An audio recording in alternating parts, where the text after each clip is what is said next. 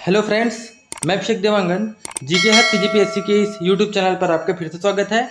आज की क्लास में हम बार बार आप सुनते होंगे अम्ब्रेला योजना। अम्ब्रेला योजना के रूप में लागू किया गया है। तो क्या है अम्ब्रेला योजना, कौन कौन से ऐसी योजनाएं हैं जिनको मिलाकर मिशन मोड पर चालू किया गया है, इन सभी चीज़ों को आज हम देखेंगे। बहुत अच्छे से समझा रहा हूँ, अच्छे से समझिएगा। देखिए, आप एक मंत्रालय सुनते होंगे, बार बार नाम जिक्र होता होगा, महिला एवं बाल विकास मंत्रालय। महिला एवं बाल विकास मंत्रालय। तो महिला एवं बाल विकास मंत्रालय ही बनाने की जरूरत क्यों पड़ी? भाई, पुरुष मंत्रालय भी तो बनाया जा सकता था, ऐसा है क्या? नहीं, ऐसा नहीं, क्योंकि पुरुषों का ज़्यादातर शोषण नहीं होता, ऐसा माना जाता है। ठीक है।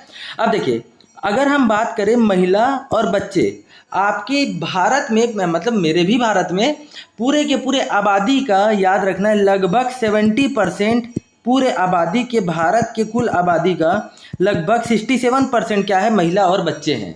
अब आप सोचिए, इनका संरक्षण करना कितना जरूरी है। क्यों? क्योंकि बच्चे अपना संरक्षण स्वयं नहीं कर सकते। बच्चे को अभी ऐसा कहा जाता है कि 18 वर्ष उम्र से पहले तक बच्चे के दिमाग जो है अच्छे से विकसित नहीं हुआ रहता। इसीलिए कहा जाता है कि बच्चों को अपने विकास स्वयं नहीं कर पाते, उनको क्या करने, उनको सरकार की, समाज की, लोगों की ज़रूरत होती है। इसलिए, और महिला स्वयं आप देखते होंगे, बचपन से लेकर अगर शादी भी हो जाए कि दूसरे यहाँ जा रहे हैं, वहाँ पर डोमेस्टिक वायलेंस का भी डर है और कई सारी प्रताड़ना भी झेलनी पड़ती है महिलाओं को। इसीलिए महिलाओं की सुरक्षा के लिए, महिलाओं की संरक्षण के लिए, बच्चों की सुरक्षा के लिए, संरक्षण के लिए ही, याद रखिएगा, एक मंत्रालय बनाया गया है। उनके विकास करने के लिए मंत्रालय बनाया गया है, महिला एवं बाल विकास मंत्रालय। समझिए, तो कुल जो आपने छत्तीसगढ़ में देखते होंगे, कुल आबादी का लगभग, मैं अभी आपको कितना बताया, 67% महिला और बच्चे हैं। और इसमें भी अगर आप देखेंगे तो 39% कितने हैं आपके भारत में? 39% 18 वर्ष तक के बच्चे हैं। भारत में 18 वर्ष तक के बच्चे आपके भारत में 39% है। तो इनका विकास करना कितना जरूरी है। अगर एक बच्चा, अगर वो विकसित ना हो, उसका दिमाग विकसित ना हो, अगर मान लीजिए एक बच्चा रोड में घूम रहा है, फुटपाथ पे सो रहा है, तो क्या उसका विकास हो पाएगा? क्या नहीं हो पाएगा? तो इसके लिए ही मंत्रालय आया गया है कि उनको क्या करना है, उनका विकसित करना है, उनको विकास करना है। तो अगर वो बच्चा फुटपाथ पे सो रहा है, आप समझिए वो किस अपराध की श्रेणी में चले जाएगा, कैसे कैसे अपराध कर सकता है। ठीक है, ये उनकी भी गलती नहीं है, वो एटमॉस्फेयर, वातावरण ही उनको ऐसा बना देता है। समझ रहे हैं? तो इन्हीं सबको आज हम डिटेल में देखेंगे कि क्यों, कौन कौन सी योजना है जो महिला को और बच्चे को एक मिशन मोड पर चलाने के लिए भारत सरकार तैयार हुई, कौन कौन से ऐसी योजनाएं हैं जिसको मिलाकर मिशन मोड चालू किया गया है। तो देखिए, अगर हम बात करें 15वें वित्त आयोग की, 15वें वित्त आयोग की, तो 15वें वित्त आयोग में आया था, एक वित्तीय वर्ष था 15वें वित्त आयोग में। वित्तीय वर्ष कब से कब तक हुआ? 15वीं वित्त आयोग वित्तीय वर्ष 2021-22 से लेकर 2025-26, मैं बार बार जिक्र कर चुका हूं इसका। ठीक है, 2025-26, 21-22 से 2025-26 तक, इस 5 वर्षों में एक मंत्रालय है, अभी नाम बताया हूं, महिला एवं बाल विकास मंत्रालय। महिला एवं बाल विकास मंत्रालय ने क्या सोचा कि जो महिलाएं हैं और बच्चे हैं, इनकी सुरक्षा करने के लिए, जो महिला हैं और बच्चे हैं, उनकी, महिला और बच्चों की, केवल दोनों को ही संरक्षण देना, इन्हीं की सुरक्षा करनी है। तो महिला और बच्चों को क्या करने के लिए, इनको सुरक्षा देने के लिए, इनको संरक्षण देने के लिए जितने भी पूर्व में संचालित योजना है, 1 योजना, 2 योजना, 3 योजना, 4 योजना, कई सारे हौच पौच हो जाते हैं, इतनी सारी महिलाओं के लिए, बच्चों के लिए योजना चलाई जा रही है। तो इन सभी योजनाओं को, पूर्व में संचालित जितनी भी योजनाएं हैं, उनका क्या किया जाएगा, उनका एकीकरण किया जाएगा, एकीकृत किया जाएगा, और एकीकृत करके उसको मिशन मोड पर चालू कर दिया जाएगा। मिशन मोड पर, समझ रहे हैं मैं क्या बोल रहा हूँ? देखिए, कहने का मतलब ये है कि एक, मान लीजिए एक योजना महिलाओं के लिए चलाई जा रही थी, कुछ दूसरी योजना थी, तीसरी योजना थी, चौथी, ऐसी ऐसी कई सारी योजनाएं जो चल रही थी महिलाओं के लिए, बच्चों के लिए। अब उनको क्या करना है, इन सभी योजनाओं को एकीकृत कर देना है, एक जगह पे एक मिशन मोड पर इन सभी को एकीकृत करके मिशन मोड पर चालू करना है। और जब हम मिशन मोड पर चालू करेंगे तो इसी को ही हम अम्ब्रेला योजना के रूप में जानते हैं। जैसे अम्ब्रेला ऐसे रहता है, ऐसे छाता के रूप में, ये पहली योजना हो गई, ये दूसरी समझ लीजिए, ये तीसरी योजना हो गई, ये चौथी योजना हो गई। तो सभी योजनाओं को मतलब एकीकृत करके महिलाओं तथा बच्चों का विकास करना ही अम्ब्रेला रूप, मतलब अम्ब्रेला योजना के रूप में चालू किया जाएगा, ऐसा माना गया है। समझ रहे हैं? तो मिशन मोड पर चालू करना समझ रहे हो मैं क्या बोल रहा हूँ? मिशन मोड पर चालू करना अम्ब्रेला योजना के तौर पे। जैसे एग्जाम्पल की बात है, पहला भाई आपको हो चुका है पोषण 2.0 हो चुका है, पोषण 2.0 हो चुका है। पोषण 2.0 में आपको पता है कि कौन कौन से यहाँ पर योजनाओं को शामिल किया गया था। जैसे आईसीडीएस था, दूसरा शुरू किया गया था पूरक पोषण। याद रखिएगा, आईसीडीएस का पुराना नाम भले ही बोल रहे हैं, आईसीडीएस का पुराना नाम मतलब पोषण 2.0 का पुराना नाम आईसीडीएस है, ऐसा नहीं है। पोषण 2.0 के अंतर्गत एक आईसीडीएस भी उसकी एक प्रकार से एक पार्ट है, एक योजना है, ठीक। तो जैसे पूरक जो पोषण 2.0 के अंतर्गत आईसीडीएस आता है, पूरक पोषण आएगा, आंगनबाड़ी आएगा, ये सबको एक साथ करके मिशन मोड पर चालू किया गया और क्या नाम रखा गया? पोषण 2.0, जो हो चुका है, बता चुका हूँ। दूसरा अगर हम देखेंगे तो दूसरा 2-3 दिन की पहले की क्लास में बता चुका हूँ, दूसरा है मिशन शक्ति। मिशन शक्ति चालू किया गया था, ये भी देखिए, ये भी एक मिशन के तौर पर शुरू किया गया था, ये भी मिशन तौर पर शुरू किया गया है। मिशन शक्ति में आपको बता चुका हूं 2 चीज आता है, संबल योजना और सामर्थ्य योजना, ठीक है। अब आप समझिएगा, दोनों में पोषण 2.0 का मेन उद्देश्य आखिर क्या था? पोषण 2.0 का मेन उद्देश्य क्या था? इसका उद्देश्य था महिला तथा जो बच्चे हैं, जो 6 वर्ष तक के बच्चे हैं, उनको क्या करना? उनको अच्छे से पोषण देना, उनको सुरक्षा देना, उनको संरक्षण देना। तो महिला और बच्चों के लिए था पोषण 2.0 देखा जाए तो। मिशन शक्ति जो आप पढ़ाया हूं मैं 3 दिन पहले, इसका ये मेनली किसके लिए है? ये है महिलाओं के लिए। ये किसके लिए है? महिलाओं के लिए। अब इसी संबल योजना के अंतर्गत आपको मैं कई सारी चीजें बताया हूं। जैसे संबल योजना के अंतर्गत ही आपको बताया हूं बेटी बचाओ बेटी पढ़ाओ योजना, महिला हेल्पलाइन नंबर बताया हूं। उसके अलावा सखी वन स्टॉप सेंटर इसी के अंतर्गत आता है। सामर्थ्य योजना के अंतर्गत प्रधानमंत्री मातृ वंदना योजना बताया हूं। इसके अलावा आपको बताया हूं सखी निवास बताया हूं, और इसके अलावा इसमें बताया हूं आपको शक्ति सदन बताया हूं, शक्ति सदन ये बताया हूं, ठीक है। तो सोचिए कितनी सारी योजनाओं को मिलाकर, यहां से देखिए ये भी योजनाओं को मिलाकर, तो इन सब योजनाओं को मिलाकर मिशन शक्ति बनाया गया और इसको अम्ब्रेला मोड पर शुरू किया गया। और वैसे ही कई सारी योजनाओं को मिलाकर क्या बनाया गया? पोषण 2.0 बनाया गया।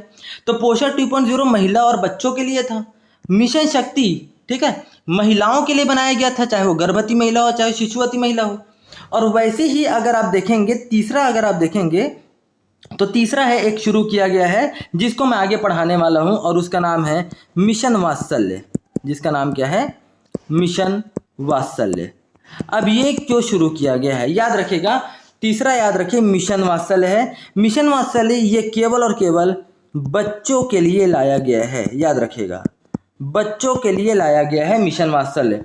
तो पोषण 2.0 लाया गया है किसके लिए? पोषण 2.0 लाया गया है आपके महिला और बच्चों के लिए, और मिशन शक्ति लाया गया है केवल महिलाओं के लिए, और याद रखना है मिशन वात्सल्य लाया गया है बच्चों के लिए। अब मिशन वात्सल्य है क्या?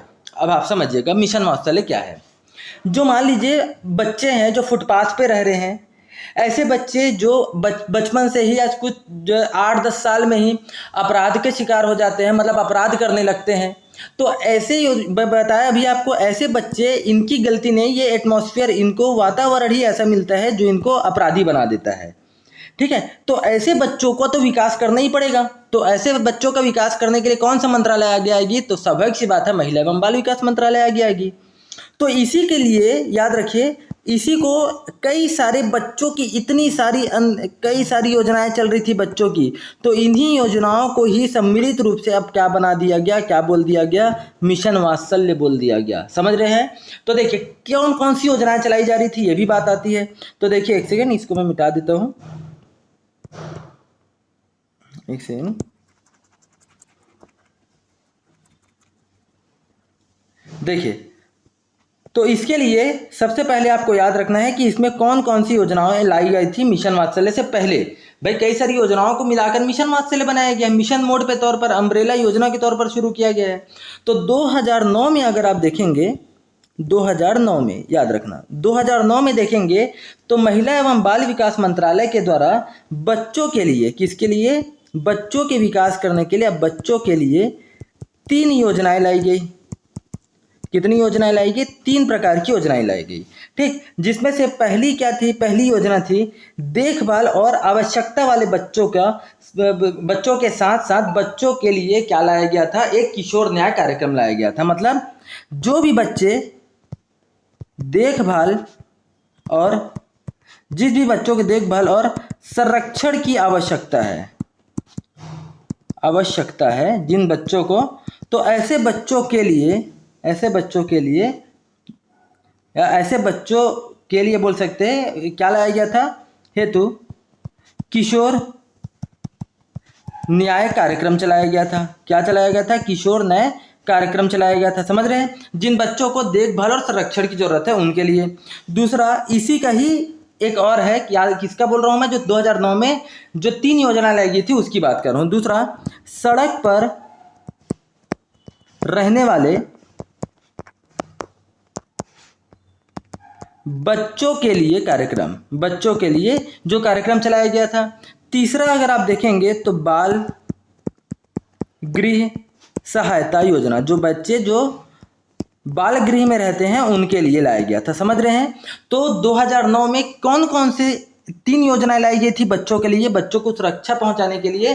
पहला है किशोर न्याय कार्यक्रम चलाया गया था। दूसरा, सड़क पर रहने वाले बच्चों के लिए एकीकृत कार्यक्रम चलाया गया था, याद रखिएगा इसमें एकीकृत कार्यक्रम कर लीजिएगा।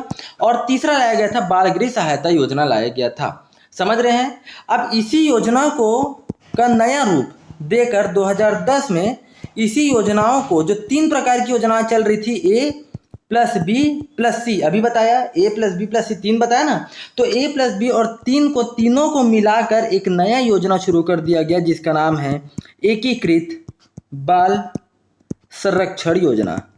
एकीकृत बाल संरक्षण योजना शुरू किया गया, याद रखिए कब, 2010 में। समझ रहे हैं, तो इससे पहले A बताया था, B और C तीनों को मिलाकर 2010 में एकीकृत बाल विकास योजना शुरू किया गया। अब आप सबको पता होगा 2012 में एक केस हुआ था, निर्भया कांड हुआ था ना, निर्भया केस था।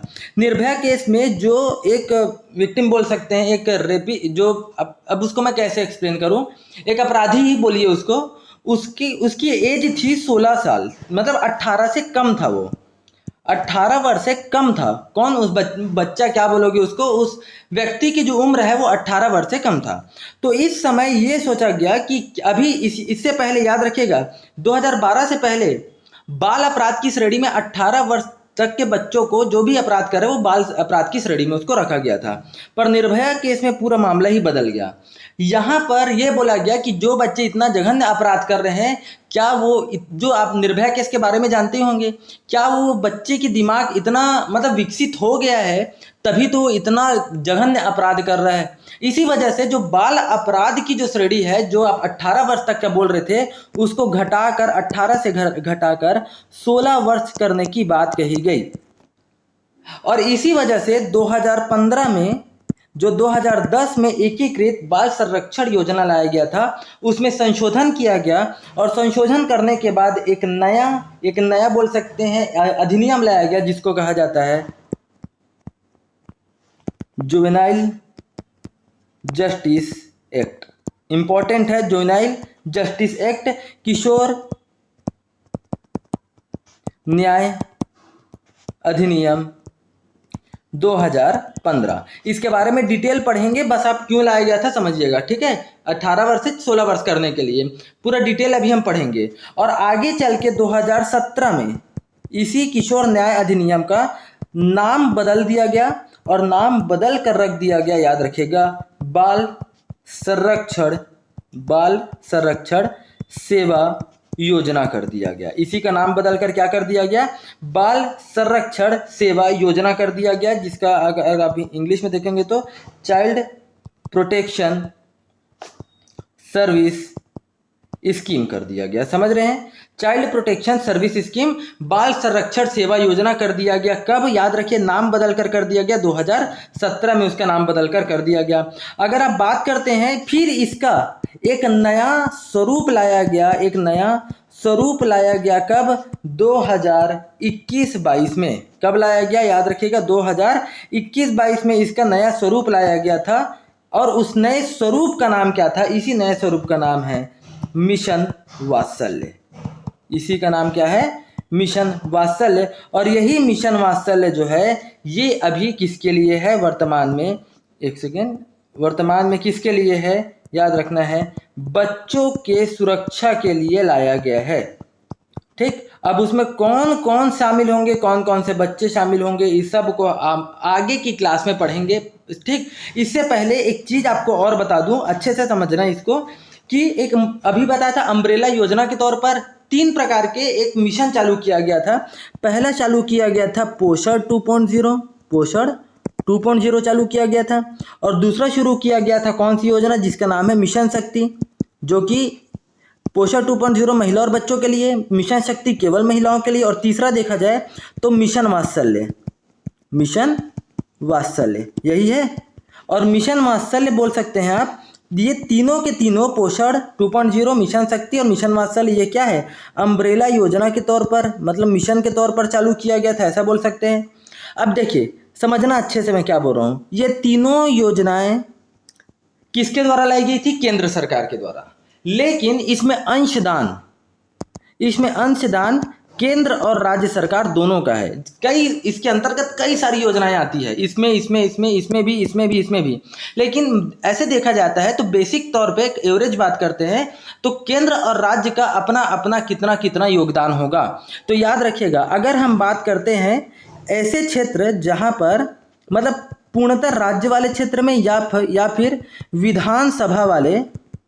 विधानसभा वाले जो यूनियन टेरिटरी है वहां, अगर हम बात करते हैं तो केंद्र सरकार और राज्य सरकार का कितना कितना वहां पर रेशियो होगा, अंशदान मतलब कितना कितना खर्च करेगी। ठीक, अगर हम बात करें कहां पर, केंद्र सरकार, तो वहां पर 60% खर्च करेगी और राज्य सरकार 40 करेगी। मतलब मान लीजिए पोषण 2.0 के अंतर्गत 100 रुपये खर्च हो रहा है, इसमें कई सारी योजनाएं हैं, तो उसमें से 60 रुपये केंद्र सरकार देगी और 40 रुपये देगी, 100 रुपये में राज्य सरकार देगी। ठीक, सेम मिशन वात्सल्य के, मिशन शक्ति के तहत और सेम मिशन वात्सल्य के तहत भी 60 और 40 ही देगी। समझ रहे हैं अच्छे से, तीनों में बता रहा हूँ क्योंकि तीनों को मिशन मोड पर अम्ब्रेला योजना के रूप में शुरू किया गया था। अगर हम बात करें दूसरा बात करें कि ऐसे पूर्वोत्तर राज्य की अगर हम बात करें, और पूर्वोत्तर में याद रखिएगा वो 8 राज्य आते हैं। 8 राज्य मतलब जो 7 सिस्टर्स है वो तो आते ही हैं, साथ ही साथ सिक्किम भी आएगा, प्लस हिमालयी राज्य। और हिमालयी राज्य में कौन आते हैं, याद रखिएगा ये हिमाचल प्रदेश है, प्लस आप बोल सकते हैं उत्तराखंड, और उसके अलावा है जम्मू एंड कश्मीर वो भी आता है साथ में। ठीक है, एक सेकेंड, ठीक, उसको भी आता है। तो यहाँ पर 90% केंद्र सरकार और 40, याद रखिएगा 40 खर्च करेगी राज्य सरकार, खर्च करेगी 40। समझ रहे हैं, तो सॉरी राज्य सरकार 40 बोल रहा हूँ, राज्य सरकार खर्च करेगी यहाँ पर 10 खर्च करेगी। तीसरा अगर आप बात करते हैं, अब हम बात करें तीसरा बात करते हैं तो है पूर्णतः जो केंद्र शासित प्रदेश है, जहां पर विधानसभा नहीं है, केंद्र शासित प्रदेश की बात कर रहा हूं मैं, वहां पर याद रखिएगा 100% किसका होगा, 100% होगा केंद्र सरकार का और 0% होगा राज्य सरकार का। इंपॉर्टेंट है, लिख लीजिएगा। अब यहां पर बात आती है मिशन वात्सल्य, क्योंकि अगला टॉपिक है आपका कौन सा, मिशन वात्सल्य। अब देखिए नाम क्या पड़ा है इसका, मिशन वात्सल्य, नाम है मिशन वात्सल्य। इसमें भी सेम है, खर्च करने का प्रोसेस सब सेम है, कितना रेशियो क्या है सब सेम है। अब यहाँ पर नाम क्या रखा गया है, मिशन वात्सल्य। तो जो यहाँ केंद्र राज्य को, मान लीजिए बात है छत्तीसगढ़ की बात करते हैं, या मान लीजिए मैं बात करता हूँ तमिलनाडु की मैं बात करूँ, क्योंकि वहाँ की लैंग्वेज अलग है। छत्तीसगढ़ में तो ऑफिशियल लैंग्वेज हिंदी है, इसलिए छोड़िए उसको, तमिलनाडु है। तो मान लीजिए ये मिशन वात्सल्य तमिलनाडु में लागू हुआ। अब तमिलनाडु क्योंकि पूर्ण राज्य है, वहाँ पर 60% केंद्र सरकार देगी और 40% कौन देगी, राज्य सरकार देगी। लेकिन एक शर्त पे देगी। अब वो शर्त क्या है, तब दिया जाएगा जब वो राज्य इस मिशन को नाम परिवर्तित किए बगैर लागू करे। नाम परिवर्तित किए बगैर अगर उसको लागू करती है वो सरकार, तो याद रखिएगा उसको तभी दिया जाएगा 60, मतलब 100 रुपये में 60 रुपये तभी केंद्र सरकार देगी। लेकिन समस्या यह है क्या, तमिलनाडु में, समझिए मैं क्या बोल रहा हूँ, तमिलनाडु में ऐसा थोड़ी रहता है कि मिशन वात्सल्य को मिशन वात्सल्य बोला जाएगा, वहाँ की तो लैंग्वेज अलग है। तो हाँ, मिशन वात्सल्य का नाम तमिल में, जैसे इसका नाम क्या है, मिशन वात्सल्य है हिंदी में, तो आप इसको तमिल में ट्रांसलेट कर सकते हैं, अपने अपने भाषा के अनुसार, अपने अपने क्षेत्रीय भाषा के अनुसार इसको आप ट्रांसलेट करके लागू कर सकते हैं। लेकिन ऐसा नहीं कि आप उसको सीएम वात्सल्य योजना, समझ रहे हैं, या कोई और नाम, कोई भी किसी राज्य के अगर कोई प्रमुख व्यक्ति हो उसके नाम पे इसको आप नहीं रख सकते। हाँ, इसका आप ट्रांसलेट कर सकते हैं मिशन वात्सल्य को, लेकिन इसका नाम नहीं बदल सकते। तभी आपको केंद्र सरकार 60 रुपये मतलब 60% देगी और राज्य सरकार तो अपना जो देगी वो, समझ रहे हैं। तो ये है इस मिशन वात्सल्य के अंतर्गत। तो समझ रहे हैं मिशन वात्सल्य क्या है। इसका प्रमुख उद्देश्य है देश के जितने भी बच्चे हैं उन बच्चों के लिए स्वास्थ्य और उनके खुशहाल जीवन को क्या करना, सुनिश्चित करना, उनके लिए खुशहाल जीवन सुनिश्चित करना, उनके स्वास्थ्य के, उनके विकास के लिए ही काम करना इस मिशन वात्सल्य का की प्रमुख मतलब उद्देश्य है, जिसको मिशन मोड पर अम्ब्रेला योजना के तौर पर शुरू किया गया है। और अम्ब्रेला योजना, मिशन मोड सरकार के द्वारा पूर्व में जितनी भी संचालित योजनाएं थी उनका सम्मिलित रूप ही कहलाता है अम्ब्रेला योजना। उम्मीद कर रहा हूं आपको आज का कुछ हिस्सा समझ में आया होगा। ठीक, इससे पहले आप पढ़ते थे ना बार बार अम्ब्रेला अम्ब्रेला अम्ब्रेला, ये सब आपको समझ में आया होगा। रही बात मिशन वात्सल्य की, तो ये हम अगले टॉपिक में पढ़ेंगे। वीडियो अच्छी लगी हो तो वीडियो को लाइक कीजिए, चैनल को सब्सक्राइब कीजिए। धन्यवाद।